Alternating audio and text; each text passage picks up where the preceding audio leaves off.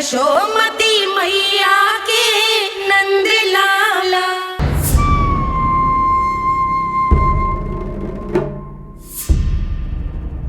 हम ऐसे भूखे प्यासे कब तक रह पाएंगे? कंठ सूख रहा है, जठराग्नि मेरे उदर को जला रही है। अन्न और जल के बिना यदि एक भी दिन और रहना पड़ गया तो मेरे तो प्राण ही निकल जाएंगे। महाराज कंस जिस विचारधारा पे विश्वास रखते थे उसे ही भूल गए हैं। वो ये भूल गए हैं कि युद्ध करने के लिए और उसे पराजित करके स्वयं विजयी होने के लिए स्वयं जीवित रहना आवश्यक होता है।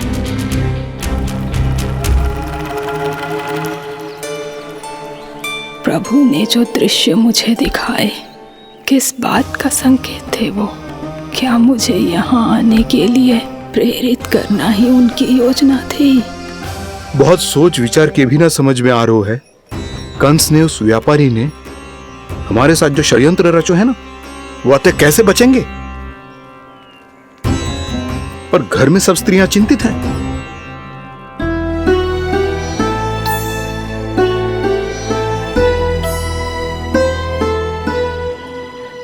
सुनो भाई सब लोग, नंदराज ने निर्णय लियो है कि वो इस बार कंस से मिलने अकेले ही आने वाले हैं।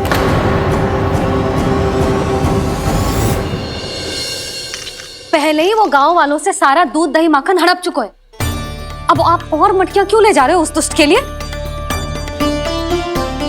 यशोदा, वो दुष्ट है, अत्याचारी, पर है तो हमारे महाराज ही ना। वैसे खाली हाथ थोड़ी ना जा सकते हो। तुम अपना ध्यान रखना। सुनो जी, मुझे पता है कि मुझे श्री नारायण पे विश्वास रखना चाहिए, बल्कि मैं भी तो यही समझा रही थी इन गोपियों को। पर पता ना क्यों मुझे लग रहा है इसके पीछे उसका कुछ बहुत बड़ा षड्यंत्र है। ना तो आपको अकेले क्यों बुलाता वो? मैं जानता हूं यशोदा, उसने मुझे क्यों बुलाया, पर मैं तुम्हें ना बता सकता। मैं ना चाहता हूं कि तुम चिंता करो।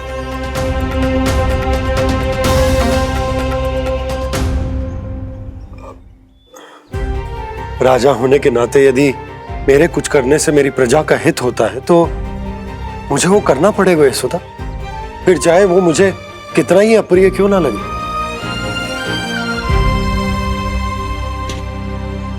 हे नारायण, मेरी दुविधा दूर करो। कुछ ऐसा करो कि इन्हें जाना ही ना पड़े उस दुष्ट के सामने।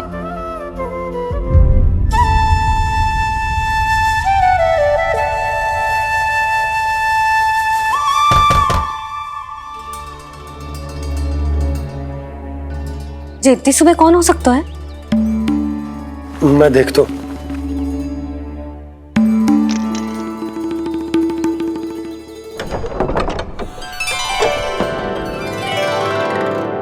पूर्णा मासी, आप? यशोदा,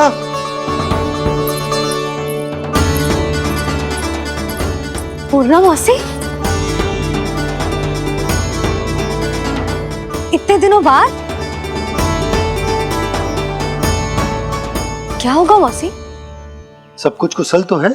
मैं तो बस इतना जानती हूँ नंदराज, ये लोग आपसे मिलना चाहते थे। कौन?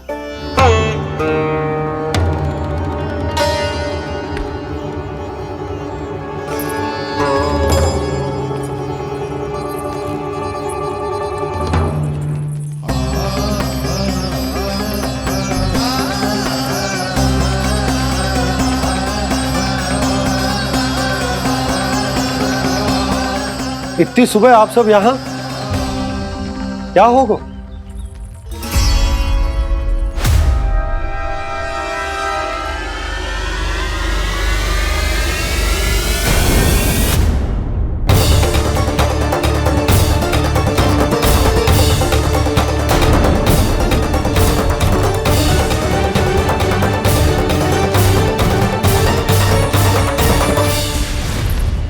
हमारे भोले भाले गोकुल वासियों को फंसाने के बाद यहाँ आने का साहस कैसे करो तूने? यशोदा, पूछो जी, पूछो इससे ये क्या करो यहाँ।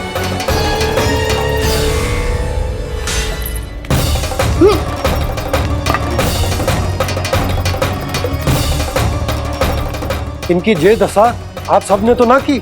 नहीं नहीं, इनमें इनका कोई दोष नहीं है। हमारा बस चलता तो इससे भी बुरी दशा करते। ये सब तो मेरी करनी का फल है नंदराज।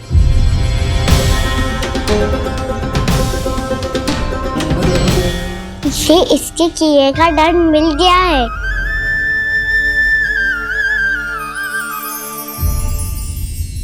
मुझे क्षमा कर दीजिए नंद महाराज, बहुत बड़ी भूल हो गई मुझसे। मैंने इन सब गांव वालों को फंसाने का षड्यंत्र महाराज कंस के कहने पे किया था। वही मेरी भूल थी, मुझे क्षमा कर दीजिए महाराज। बहुत शीघ्र बुद्धि आ गई तुम्हें। मैंने आप सबको लोभ के जाल में फंसाने का प्रयास किया। सच तो ये कि मैं स्वयं लोभ में ग्रस्त था। सब कुछ अधिक से अधिक धन के लिए किया था मैंने। सब कुछ खो दिया। मेरा भोजन सड़ गया, मेरी मिठाई में कीड़े मकोड़े पड़ गए, मेरे स्वर्ण आभूषण मोती सब कंकड़ पत्थर बन गए। अवश्य इसका कोई नया छल है जे। नहीं नहीं नहीं नहीं, मेरा कोई छल नहीं है, मैं सत्य बोल रहा हूं। मैंने कही थी ना, श्री नारायण हमारी सहायता अवश्य करेंगे। दुष्ट और अत्याचारी का दूत बन के आया था ना, ये तो होना ही था। स्वयं श्री नारायण ने न्याय करो है हमारे साथ।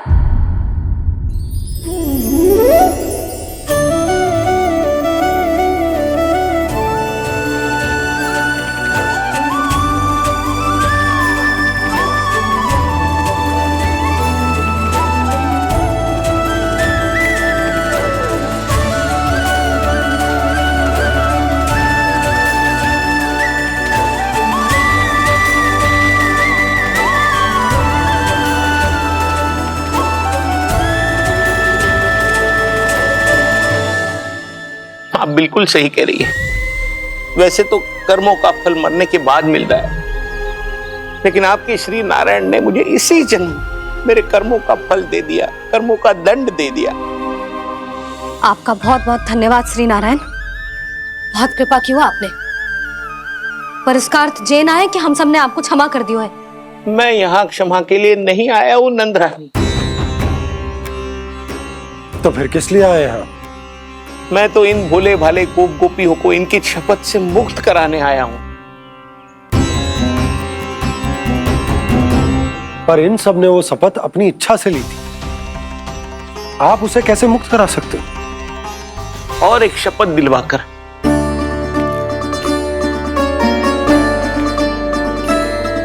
आप लोगों ने भगवान श्री नारायण को साक्षी मानकर यह शपथ ली थी कि आपका सारा दही, दूध, घी, माखन आप केवल मुझे और मुझे ही देंगे।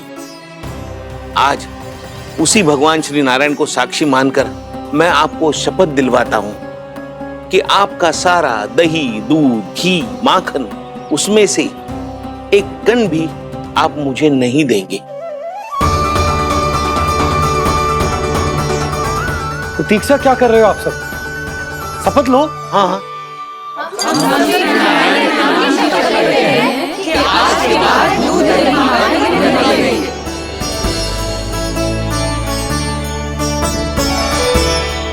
जशोदा जी आपने सही कही थी। हम बस श्री नारायण पर विश्वास रखें तो सारे कार्य सज जाते हैं। मुझे आशा है कि व्यापारी जी की तरह आप सबको भी अपनी शिक्षा मिल गई होगी। हाँ नंदराज, अब हमें अपनी भूल से सीख मिल गई है। अब हम कभी भी किसी के लोभ के जल में ना फंसेंगे। जब यहाँ आभास हो जाए वहाँ भूल हुई है तो उसे मान के सीख लेनी चाहिए। हाँ हाँ, इस घटना से मुझे भी सीख मिल गई है। मैं भी जो शपथ लेती हूँ कि आज के बाद सारा का सारा दूध, दही, माखन इस पर सबसे पहला अधिकार गाय के बछड़ों पर ही होगा। सीख समझ सभी ने जैसे ही ली शपथ कि अब लोभ करेंगे ना हानि से भी अधिक मिला है, माखन बह रहा देखो कृष्ण लीला, देखो कृष्ण लीला।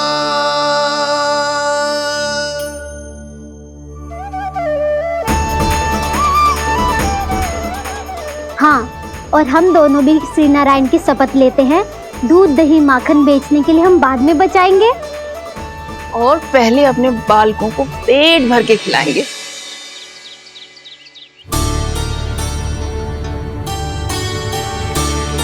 मैया, दादी, शीघ्र चलो। जो माखन प्रसाद की मटकी आप मंदिर से चढ़ा के लाई थी, वो पूरी भर गई है और माखन निकल निकल के बह रहा है। इसीलिए बड़बोलो कहलाता है तू। फिर कहने लोगों कथा कहानी। मैया, अपने घर पे भी ऐसा ही हो रहा है।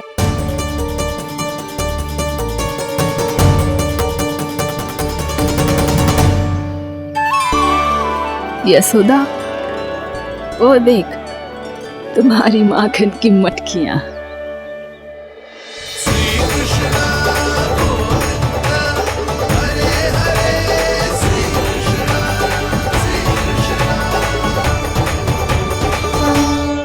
मैंने कहा था ना, आप सभी पर श्री नारायण की विशेष कृपा है। जैसे ही आप सबने अपनी भूल स्वीकार कर ली, भगवान ने आपके माखन की सारी हानि पूरी कर दी।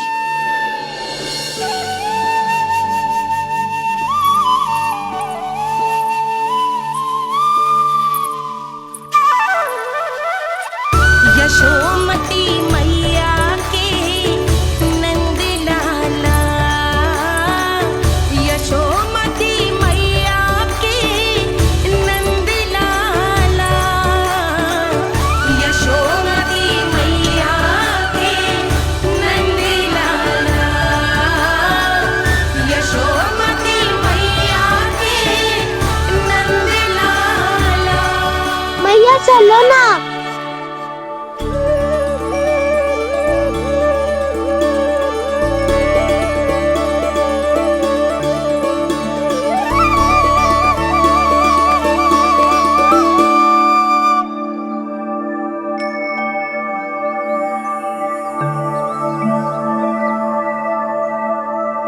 कौन से कान्हा पे विश्वास करूं मैं? उस सियाने पे जो कुछ ही समय पहले अपनी लीला दिखा रहा था, या उस निर्दोष पे जो आसपास की हर घटना से अनभिज्ञ बैठो है?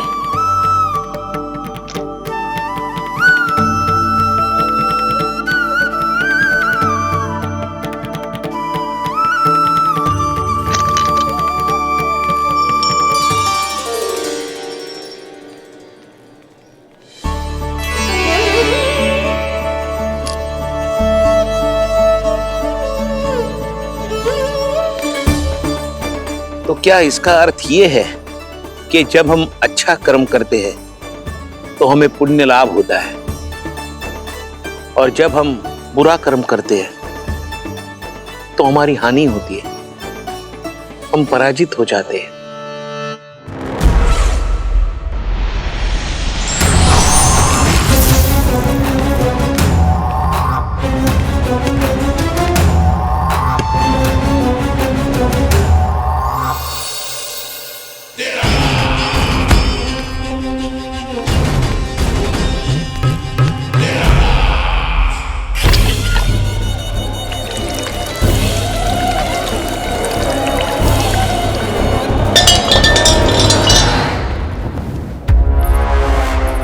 अस्ति प्राप्ति। मैंने कहा था ना, ये सारी माया उस विष्णु अवतार की है। अरे वो तो इतना भी शक्तिशाली नहीं है कि अपनी ही माया का प्रयोग पर्याप्त समय तक कर पाए और मुझे पराजय स्वीकार करने पर विवश कर पाए।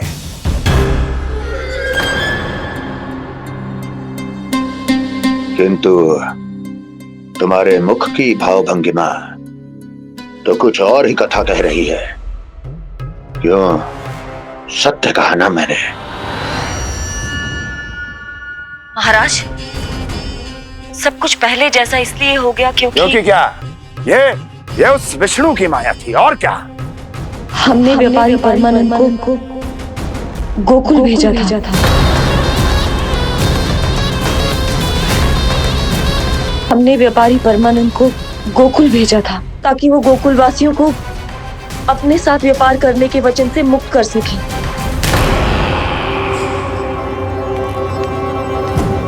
मेरी आज्ञा लिए बिना, मुझे बिना बताए मेरे लिए हुए निर्णय को पलटने का साहस भी कैसे कर लिया तुमने? हमने आपकी ही विचारधारा का अनुसरण किया है महाराज। आप ही कहते हैं ना, जब जीवन पर संकट हो तो अभिमान अर्थहीन होता है, और जब प्राणों पर बनाए तो सम्मान स्वाभिमान सब निरर्थक होता है। भूख और प्यास से आप तो दुर्बल हो ही जाते महाराज, पर आपकी सेना और सेवक अपने प्राण बचाने के लिए आपसे दूर हो जाते। आपके और उस विष्णु अवतार के बीच 4 वर्षों से चलते आ रहे इस संघर्ष में ये एक छोटी सी झड़प है महाराज, और यदि हम ये झड़प हार जाते तो शेष युद्ध करने के योग्य भी नहीं बच पाते।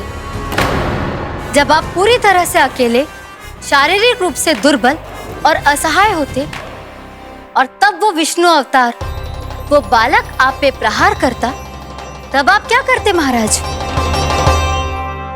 आत्मरक्षा आवश्यक थी महाराज, क्योंकि शत्रु पर उसके वार से भी अधिक घातक प्रहार करने की योजना तभी बनाई जा सकती है जब तन और मन दोनों पूरी तरह स्वस्थ हो।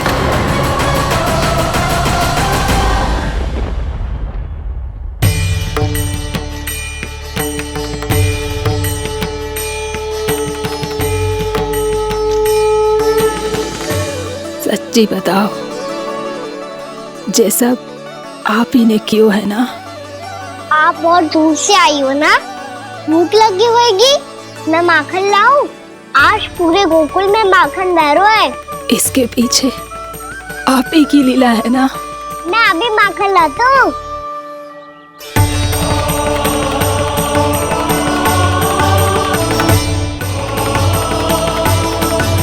ये लीजिए। बताओ ना, पूरे गांव में प्रसन्नता की बयार बह रही है। हर ग्रामवासी के मुख पर हर्ष और उल्लास दमक रहा है। ये सब आप ही का चमत्कार है ना?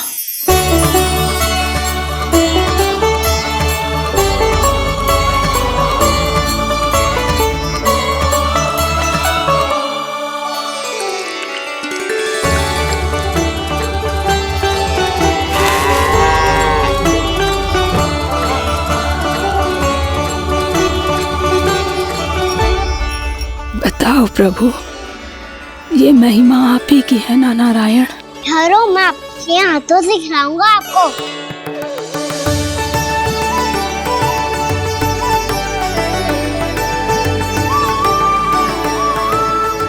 बताओ ना प्रभु, आप लालन करवाने आए हो या सबका पालन करने आए हो? बोलो ना प्रभु, बताओ ना।